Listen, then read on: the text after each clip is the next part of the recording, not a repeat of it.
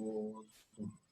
Muy buenos días. Esta es la clase de farmacología con el grupo A, correspondiente a las 11:30. Estamos empezando un poquito tarde, son las 11:40, exactamente de un día 24 de abril del año 2020. Al principio ya me has hablado un poco sobre farmacodinamia, la forma en que el fármaco actúa sobre mi cuerpo, ¿no? ¿Qué es lo que le hace el fármaco a mi cuerpo y la manera en que actúa? En la segunda clase he estado procurando hablar sobre algunos tipos de fármacos que conocemos. En este caso vamos a hablar hoy día sobre uno que es mundialmente conocido, se utiliza en todas partes. Todos alguna vez lo hemos tomado o conocemos a alguien que lo ha tomado. ¿Adivinan qué fármaco estoy hablando? Se llama omeprazol. ¿Para qué sirve el omeprazol? ¿Alguien me quiere decir? Ahora les digo un concepto. ¿Para qué utilizamos omeprazol en el mundo? Para una disminución del ácido gástrico. Ya, por ejemplo, lo utilizamos cuando tenemos acidez, cuando tenemos gastritis, se utiliza mucho, ¿no? Entonces, es universalmente conocido. Todos alguna vez lo vamos a utilizar o lo hemos utilizado.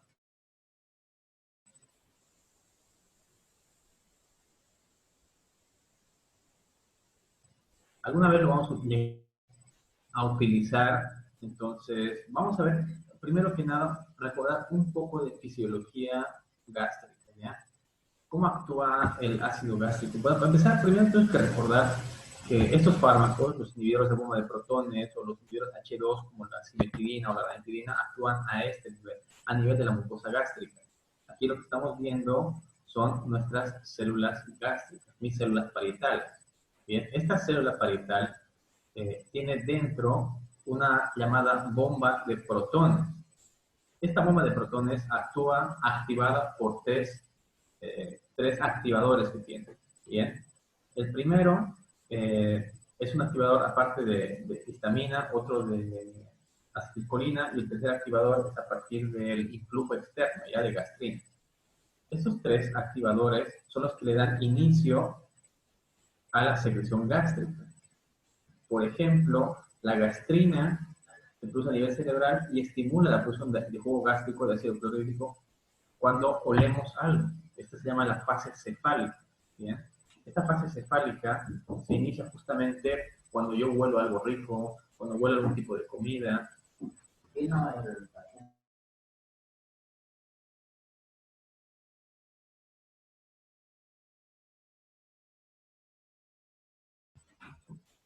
Bien, entonces cuando por ejemplo olemos algo rico, algo que nos llama la atención, uno papas fritas, hamburguesas, pizza, pollo frito, ¿qué más les gusta? Una ensalada, un pastel de chocolate. Pónganse a pensar en algo que les haga sentir hambre ahorita mismo. Bien, entonces yo huelo eso o lo veo y esa fase cefálica va a estimular que a través de gastrina se empiece a producir jugo gástrico. Eso representa un 5% aproximadamente del total. Además de eso, ya cuando empezamos a comer, hay una combinación entre acetilcolina e histamina. Estos tres transmisores lo que hacen es estimular de manera nerviosa a esta bomba de protones que se encuentra en estas células parietales, ¿bien? Y esta célula parietal lo que hace es empezar a producir iones, un ion principalmente de cloruro de potasio. Elimina cloruro de potasio hacia afuera. Afuera sale y ese cloruro de potasio se separa en moléculas de cloro y en moléculas de potasio. El potasio vuelve a entrar otra vez dentro de la célula y hace un intercambio. Entra potasio y empieza a salir hidrógeno. ¿Bien? Hidrogeniones. Entonces, al salir el hidrógeno afuera, a la superficie, vamos a dibujarlo acá, ¿ya? Voy a hacerlo así, para que recordemos. Aquí mismo, en este dibujo. Entonces, por aquí va a salir cloruro de potasio. ClK. El cloruro de potasio es una molécula mediana y una vez que sale aquí afuera se va a partir en dos. Se va a partir en potasio por un lado y se va a partir en cloro por otro lado. El potasio va a volver a entrar otra vez, pero va a hacer un intercambio. Al momento que el potasio vuelve a entrar en la célula, va a intercambiar y va a salir hidrógeno. Bien. Y este hidrógeno aquí afuera, que está intercambiándose, la molécula de hidrógeno se va a mezclar con la molécula de cloro, ambos, y van a formar ácido clorhídrico. Bien, este ácido clorhídrico ya es el jugo gástrico el que degrada, el que tiene un pH de 2, un gran pH para destruir la comida, para degradarla, ¿verdad? Así es como se forma el ácido clorhídrico. ¿Quién se encarga de esto? Esta bomba de protones que estamos viendo aquí. ¿Cómo lo hace? Pues incluyendo, dependiendo si yo huelo la comida, a través de la gastrina, la histamina o a través de la acetilcolina. Así como actúa rápidamente, en este resumen, nuestra fisiología cardíaca, nuestra fisiología gástrica. Bien, entonces, esta formación de ácido clorhídrico depende de la cantidad de comida que yo tenga. Ahí es donde vamos a llegar. Los fármacos como el omeprazol, por ejemplo, actúan como inhibidores de esta bomba de protones que estamos viendo. Y eso es lo que vamos a ver ahora.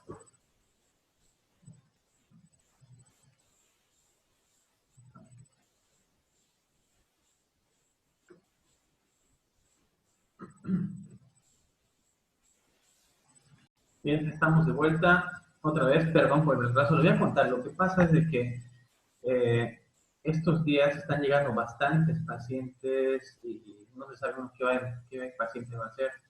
Puede ser que venga con un dolor de estómago, puede ser que venga con una gripe o algo, pero uno no sabe cuál va a ser el que tiene COVID-19. Entonces hay que tomar ciertas medidas a veces con esas personas, ¿no? Bueno, volviendo a nuestro tema, lo que estamos hablando ahora era sobre el uso del omeprazol. Primero que nada, ¿para qué lo utilizamos el omeprazol? Bueno, pues bastante común, ¿no? Lo utilizamos en el manejo de pacientes o en el manejo de la gastritis.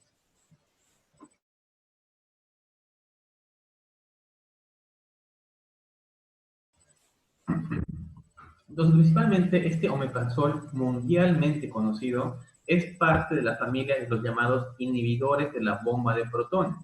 Hace rato hemos visto que la bomba de protones es una célula que está dentro de las glándulas parietales que se encarga de liberar estos iones de cloruro de potasio. ¿Sí? Ese cloruro de potasio es precursor del ácido clorhídrico. Básicamente se encarga de esto. Gracias a estas bombas de protones es que justamente producimos ácido gástrico o ácido clorhídrico. El omeprazol, pantoprazol, todos los inhibidores de bombas de protones lo que hacen es cortar ese proceso y al no producirse cloruro de potasio para afuera, no se produce ácido gástrico. Estos fármacos se dice que pueden inhibir la producción de ácido gástrico hasta un 80%. Es grande, bastante grande. Además de inhibir la gastritis, inhibir la producción de este ácido gástrico, se utiliza como tratamiento especial en dos enfermedades que vamos a ver ahora. Una es algo llamado reflujo gastroesofágico. Este reflujo gastroesofágico o enfermedad por reflujo gastroesofágico es una patología donde mi esófago, el esfínter inferior, no se cierra completamente. Si recordamos bien, cuando yo paso mi comida, entra por el esófago, el esfínter esofágico se abre, la comida entra y el esfínter se vuelve a cerrar. En este caso, este esfínter no se cierra, se mantiene abierto. Entonces, cuando yo me echo en el cama después de comer, la comida vuelve a subir, pero la comida ya sube mezclada con ácido. Entonces, inflama todo mi esófago. Se utiliza en esos pacientes que presentan esa acidez extrema y por ese reflujo. Además, es tratamiento para una enfermedad casi neoplásica que se llama síndrome de Zollinger-Ellison. El síndrome de Zollinger-Ellison es una enfermedad donde a nivel estomacal se producen unas pequeñas masas tumorales, se llaman gastrinomas. Estos gastrinomas lo que hacen es aumentar por 10 la secreción de ácido gástrico. ¿Bien? Entonces, al aumentar la producción de ácido gástrico, lo que hace es justamente aumentar la acidez. Este síndrome no le da a cualquiera, tiene factores genéticos, lo veremos mucho más adelante, esto cuando veamos digestivo en patología, pero tiene ciertas afinidades por los hombres principalmente. Bueno, pues en estos pacientes con Zollinger-Ellison se utiliza bastante el omeprazol como tratamiento de base. Suele ser un tratamiento de 2, 3 semanas. Finalmente, y esto es muy común aquí en Sudamérica, hay una patología que se llama Helicobacter pylori. ¿Quién ha tenido alguna vez infección por Helicobacter pylori aquí? Yo sé que al menos una persona de todos ustedes tuvo su infección por Helicobacter pylori. O nadie. ¿O quién tiene gastritis acá en este grupo? Uno, Helicobacter. Es horrible, ¿verdad? Sí, es feo. Es horrible tener... Sí, dígame. Sí.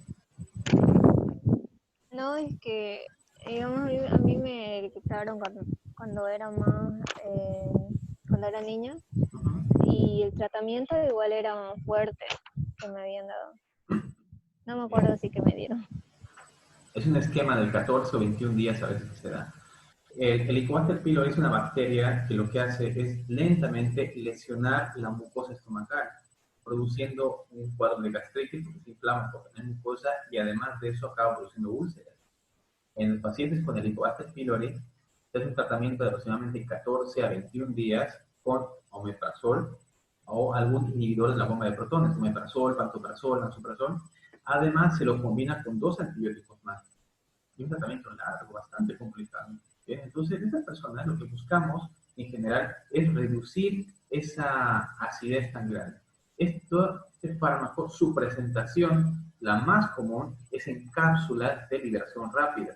Estas cápsulas lo que hacen es, al tocar la mucosa, se disuelven y liberan el fármaco que está granulado. El excipiente suele ser lactulosa, para evitar justamente lactosa, perdón, que para que se disuelva. La presentación del omeprazol es de aproximadamente 20 a 40 miligramos. En las ampollas vienen de 40 miligramos y los comprimidos de cápsulas vienen de 20 miligramos. Está indicado en algunos casos y contraindicado en otros. No está totalmente contraindicado en las mujeres embarazadas o lactantes, ¿bien? Sin embargo, se requieren más estudios, y eso lo vamos a ver ahora en un rato, se requieren más estudios en pacientes embarazadas, porque se cree que al inhibir las bombas de protones de manera secundaria también puede llegar a producir un desequilibrio osmótico entre cloro y potasio. Y ese desequilibrio osmótico puede estimular a largo plazo, si el omeprazol se lo toma durante mucho tiempo, que el feto adelante su trabajo de parto. ¿Bien? Esto es una fase de estudio, pero se cree que puede llegar a ser. Por lo tanto, entra en la clasificación B. La clasificación B es una clasificación que dice que este fármaco no está totalmente contraindicado en las embarazadas, pero no se da a menos que sea muy necesario. ¿Qué efectos secundarios más comunes tenemos de este omeprazol?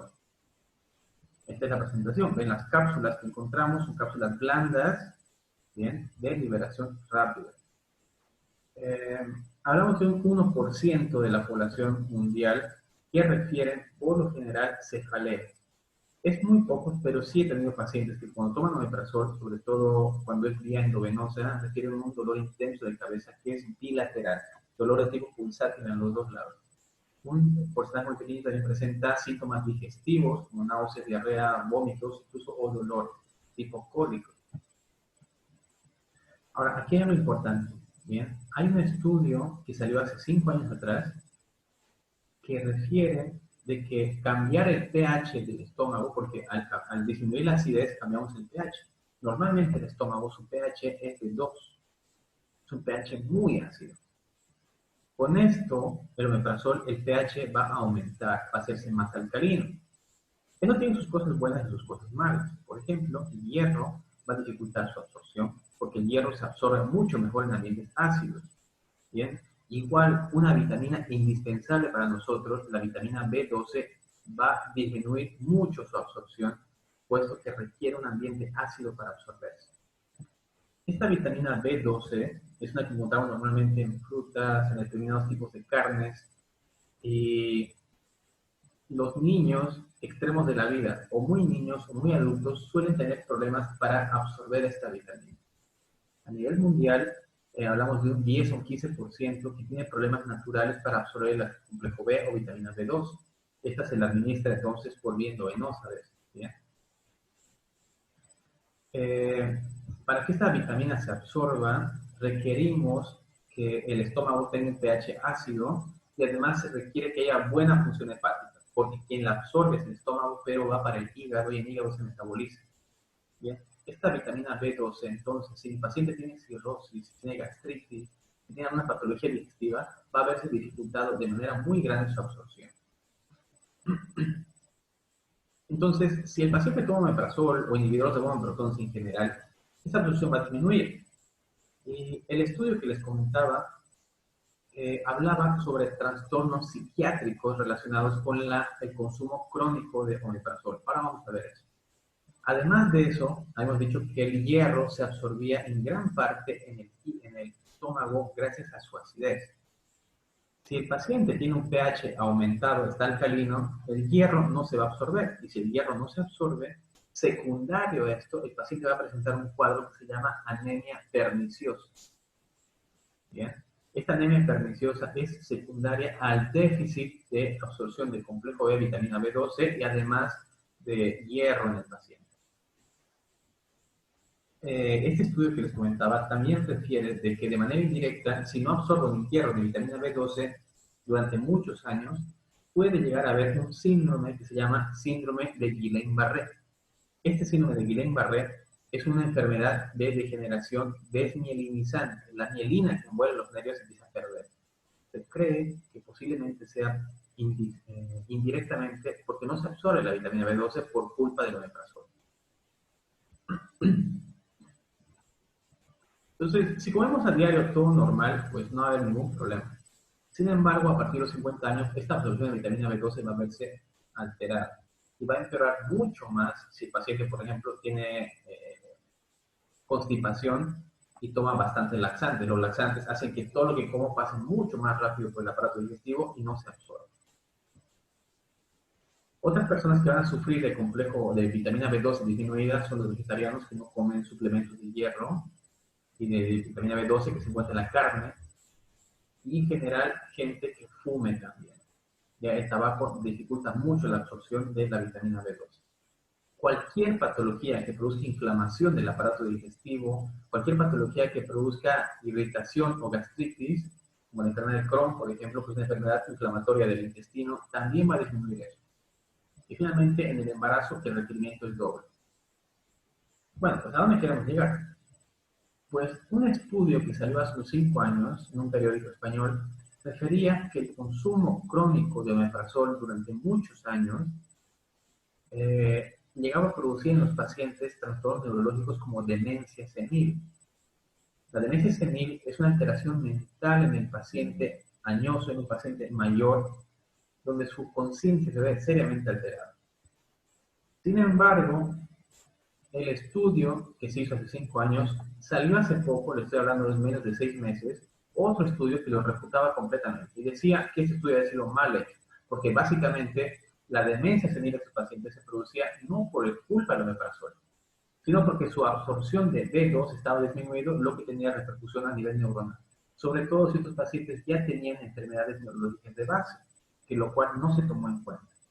Entonces, definimos de que el omeprazol, si ustedes les preguntan, no produce demencia. Pero de manera indirecta, esa deficiencia de B12 y folatos puede determinar en el paciente si tiene factores de riesgo que desarrolle demencia más adelante o trastornos neurológicos. ¿Bien? Entonces, descartado este bulo, esta falsa noticia que se ha confirmado recientemente.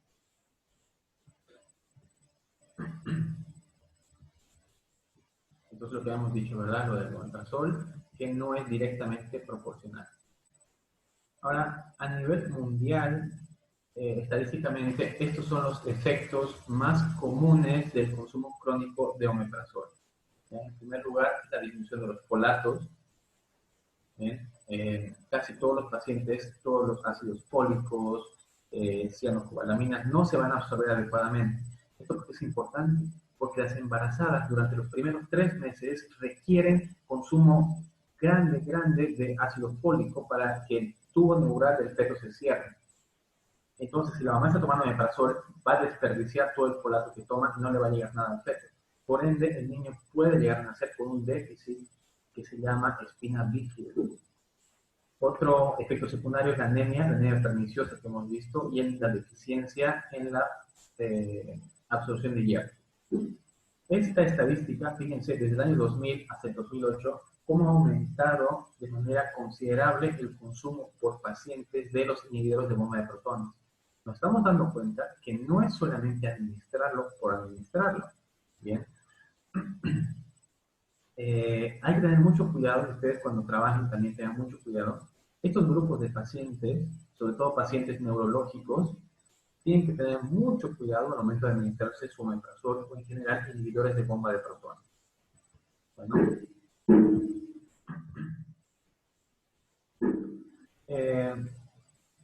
Si no quieren darle inhibidores de bomba de protones al paciente, hemos dicho que es bastante efectivo, bastante seguro, pero hay médicos que prefieren no dárselo. La siguiente opción es un inhibidor de la histamina, de la H2, de receptores de H2 de histamina, que se llama ranitidina. Bien, estos son parte de una familia junto con la cimetidina, que lo que hacen, como hemos dicho al principio, era inhibir el receptor, ¿sí? Pero un antagonista, entonces, en este caso, ¿no? Cubre el receptor donde entraría la histamina. Si la histamina no entra en el receptor H2 de la bomba de protones, entonces la bomba de protones no va a producir ese evento que hemos dicho de producir ácido clorhídrico. Sin embargo, recordando, esta bomba de protones tiene tres receptores, uno receptor de acetilcolina, otro de gastrina y otro de histamina. Estamos cubriendo en cierta forma un 30% de la bomba de protones, inhibiendo la entrada de histamina. Sin embargo, nos queda la acetilcolina y la gastrina que van a seguir produciendo, si siguen subiendo. Por ejemplo, si yo miro a lo de comer, inevitablemente con la gastrina voy a producir también ácido clorhídrico. Bien, entonces no es tan efectiva al 100% como el omeprazol, pero no tiene tanto efecto secundario. Sin embargo, vamos a ver más adelante, la ranitidina tampoco es 100% inocua.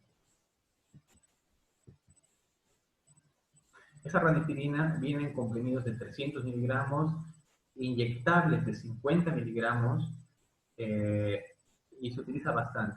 ¿Es más económico que el omeprazol? Sí. ¿Dura más tiempo? No. De hecho, su semivida de la ranitidina es aproximadamente de 12 horas. La del omeprazol es de 24 a 48 horas de semivida. Es decir, que tiene mucho más largo plazo para utilizarla. Bien. Ahora vamos a poner un pequeño video para terminar.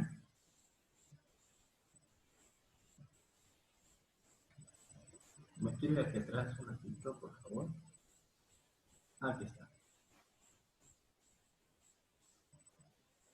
Esta es mi bomba de protones. Bien. El omeprazol, y esto es una pregunta de examen por si acaso, no actúa en los receptores de acetilcolina, gastrina o histamina, el H2. Bien. No actúa ahí. Actúa directamente en la bomba de protones, inhibiendo que esta bomba de protones saque para afuera cloruro de potasio. El cloruro de potasio es indispensable para que se dé ese ciclo, ¿verdad? Sale cloruro de potasio, entra potasio y sale hidrógeno. Se mezcla el hidrógeno con el cloro y forma ácido clorhídrico. Ese proceso se corta completamente gracias al omeprazol. Ahora, la ranitidina, que en cierta forma suele ser un poco más segura, lo que hace es solamente bloquea a los receptores de histamina. ¿Bien? Al inhibir la histamina, va a inhibir también parte del proceso de producción de ácido gástrico, pero sin embargo siguen existiendo los receptores de acetilcolina y de gastrina, que por su parte también van a seguir produciendo ácido clorhídrico. La gastrina producirá un 5%, la acetilcolina un 10% apenas, pero igual van a seguir produciendo. Bien, esa parte quiero que les quede clara, porque es muy importante. ¿De acuerdo? Entonces, repitiendo una vez más, este ácido clorhídrico se formaba por el cloro y por los hidrogeniones. Los inhibidores de la bomba de protones actúan justamente a ese nivel. Fíjense qué es lo que hacen. Produce una película dentro de la bomba de protones e impiden la salida de estos del cloruro de potasio. ¿Bien? Cortan esa salida hasta en un 80% en el paciente. Esto es grande, porque su efecto suele durar de 24 a 48 horas, siendo que la ranitidina su efecto dura entre 8 a 12 horas, lo que me hace favorable la dosis, que tiene que ser muy espaciada. Estos fármacos como la ranitidina, cimetidina o famotidina, habíamos dicho de que cubrían solamente un receptor. En este caso son los receptores H2 para la histamina, de modo que es solamente antagónico hasta cierto punto, puesto que los otros canales, los de acetilcolina y los de gastrina, siguen activos. Además, otro efecto secundario indeseable que tenemos es de que produce algo llamado tolerancia, o también lo conocemos como taquifilaxia. Quiere decir esto, que si hoy día necesito 50 miligramos de cimetidina o de ranitidina, si sigo tomando esto, dentro de 2 semanas no me va a hacer efecto. Voy a necesitar más dosis, y más, y más, y más. Esto es negativo en el paciente porque requiere aumentar las dosis gradualmente mucho más para que tenga el mismo efecto de antes. Bien. Entonces, de manera general, el omeprazol es mucho más efectivo. Hemos dicho que produce hasta un 80% de inhibición del jugo gástrico. Es no tan económico. Ya cada comprimido puede costar entre 50 céntimos hasta $3 aproximadamente. Pero, sin embargo, es más seguro. ¿Quién tiene al final la última palabra? Ustedes como médicos son los que deciden a sus pacientes qué quieren darle. Cimetidina, ranitidina, quieren darle omeprazol. No existe una especie de ley o protocolo que se tenga que seguir. Como les digo, al final, quienes deciden van a ser ustedes como médicos. Ya para terminar, quiero mostrarles un PDF. Este PDF lo he sacado de la página que dijimos al principio, cuando empezamos las clases, ¿se acuerdan? La página es de la Central Española de Medicamentos, CIMA. CIMA es una página que tiene un directorio de todos los medicamentos. En este caso, del omeprazol, tenemos 15 páginas, vamos a verlas, son 15 páginas solamente del fármaco y me da todos los detalles. Pero estos detalles no son para el paciente, son para el médico. Lo bonito de esto es que todos los resultados que tienen acá son en base a estudios confirmados. Al final, si nos fijamos bien, están las referencias bibliográficas. ¿Bien? Entonces, al final van a encontrar las referencias bibliográficas del fármaco, donde nos va a decir de dónde han sacado la información. Porque, como les digo, todo está basado en estudios. Entonces, vamos a bajar, les voy a pasar este archivo. Me habla sobre la posología, ¿bien? En qué tipos de pacientes tengo que dar las dosis. Me habla sobre protocolos de tratamiento. Por ejemplo, en este caso hablamos de tratamiento para el Helicobacter pylori. Cómo se tiene que dar omeprazol combinado con el tratamiento para el Helicobacter. También me habla, lo que estamos viendo hace rato, tratamiento para Zollinger-Ellison. Me refiere a la dosis que tiene que darse por cuánto tiempo. La dosificación para niños. Porque me encanta esta página porque es bien detallada. Y leerlo es mucho más fácil. Por ejemplo, voy a mostrarles otra. ¿Dónde está? Aquí está. Fíjense. Interacciones. Y vamos a llegar al metabolismo del fármaco y farmacocinética. Está toda la farmacodinámica, toda la farmacocinética de este omeprazol. Bien. Entonces, les recomiendo ampliamente de que entren a esta página. Se llama CIMA, por si se les ha olvidado. Vamos a ponerla. Les voy a mostrar qué página es ya, antes de que terminemos. Nos quedan 2 minutos todavía.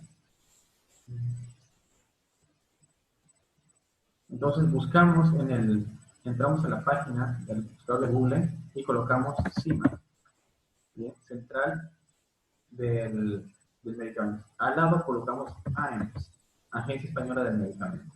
CIMA, AEMS.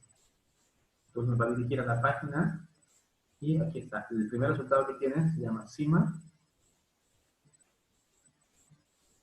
Entramos a la página, es un poquito lenta a veces para encargar porque es un directorio de más de 50.000 medicamentos diferentes entre todos los tipos de fármacos legalmente que hay. Y en el buscador colocamos, en mi caso, por ejemplo, yo quiero ver omeprazol. Vamos a buscar. Y me va a sacar todos los nombres comerciales de los fármacos. Pero a mí no me interesa el nombre comercial, me interesa el nombre genérico. Entonces, una vez que entremos, vamos a revisar. Y lo que me interesa a mí es lo que está aquí al lado, lo que estoy marcando. Hay una P que dice prospecto y arriba hay una FT que dice ficha técnica. Lo que nos interesa es eso, lo que está ahí. Ficha técnica o FT. Es un puntito verde que está ahí encima. Y al entrar, vamos a entrar a todo lo que les he dicho. ¿Bien? Si quiero, lo puedo guardar como un PDF. Tengo la opción aquí de convertirlo en el iconito. Lo activo como PDF y me lo va a guardar como el archivo que les acabo de mostrar al principio. Bueno. Si quieren más información sobre los medicamentos, no me busquen en Google qué es el omeprazol, qué es el ibuprofeno. Todos médicos, busquen información para médicos. Y esta página es exclusivamente para nosotros. Información específica, detallada y confirmada. Como el mito este del omeprazol que producía demencia, nos hemos dado cuenta de que no es así. Bien. ¿Alguien tiene alguna pregunta más antes de que terminemos? Doctor, ¿puede enviar este archivo del omeprazol para nosotros en WhatsApp, por favor? Sí, ahora mismo lo estoy enviando. Voy a subirlo. ¿Dónde está? Sí, ya lo estoy subiendo ahora mismo. Lo van a Ya, doctor, leer gracias. y lo vamos a revisar. Ahora, hace rato les di una pequeña tarea, ¿verdad? Que consistía en buscar 3 tipos de fármacos, ¿verdad? ¿Se acuerdan cuáles eran? Uno era Zolpidem, doctor. Solpidem. Sí, el otro era, ¿cuál era el otro? No, noradrenalina y ácido Ya. valproico. Eso es justamente. Alguien cuenta, ¿qué han leído? A ver, nos quedan 2 minutos. El Zolpidem es un fármaco destinado al tratamiento de corta duración de la insomnia, ¿no? Y Bien. actúa en cerebro y puede provocar algunos efectos colaterales, como por ejemplo alucinaciones, agitación y dolor de cabeza. Bueno, el Solpidem, se utiliza como inductor del sueño. Voy a contar la diferencia que hay. Podemos tomar cuando estamos con depresión o cuando estamos para dormir. Hay mucha gente que gusta tomar ansiolíticos como las benzodiazepinas, o alprazolam, diazepam, clonazepam, midazolam. Estos son excelentes, me dejan, pero claro, duermo tranquilísimo. El problema es que inhiben la fase REM, es decir, que el paciente no va a soñar. Y si no hay actividad cerebral para soñar, despertamos cansados. Suele ser un efecto indeseable. En cambio, el Solpidem, Sopiclona, esta familia de fármacos que les he dicho que busquen, como el Solpidem, por ejemplo, lo que hace es solamente inducir el sueño.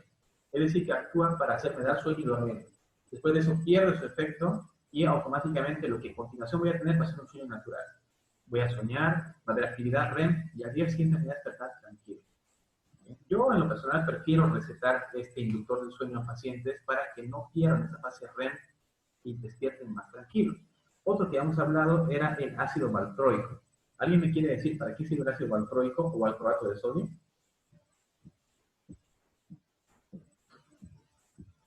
¿Es un antiepilético o anticonvulsivante? Eso, ácido valproico. Bien. ¿Alguien más quiere dar otra opinión? ¿Sí? Y estabilizador de humor también, ¿no? Eso mismo, estabilizador del humor. Sí, cierto.